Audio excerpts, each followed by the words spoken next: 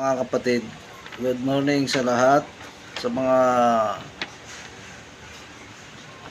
paano po ba sasali sa Guardians? Ayan, paano po ba sasali sa Guardians? Ang bilang siyang hindi pa member sa Guardians.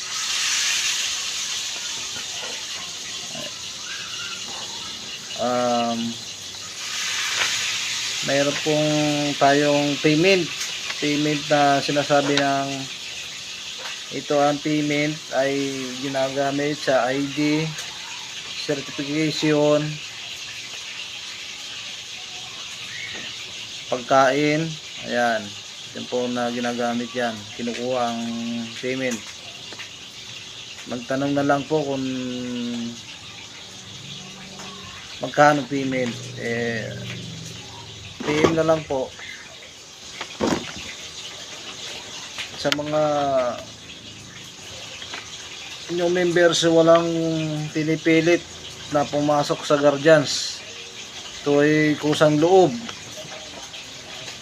Tayo po ay volunteer. Dito tayo, wala tayong makukuhang, hindi tayo makakapira. Ito ay samahan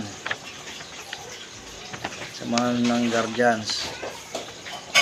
Kailangan kusang loob o buong loob mo pumasok ka sa Guardians para maging aktibo.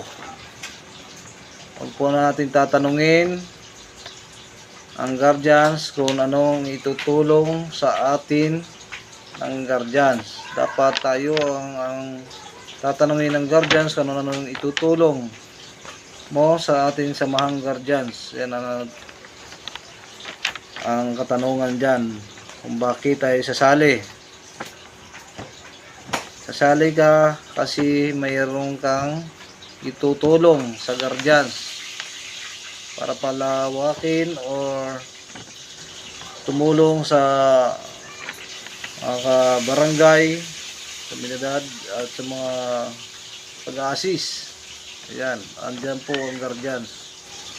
Paglilinis, community service, sa mga school, sa mga barangay. Yan po ang Guardians. Wala po tayo sinasahod dito, wala pong pinipilit kung tayo sasali. Basta kung sa po tayong loob nasasali, kahit saan ka, pupuntahan ka namin. Basta buong loob mo sumali. Pag active na naman po ay about sa tulungan, pag may bigay ng tulong sa Paitira members, emergency tulong, meeting, sa mga activity, andyan ka palagi. Yan po ang aktibo. Yan, maraming salamat po sa mga nakikinig at magandang gabi. Tuwing tayo may magbe-break time muna. Ayan mga idol, bye.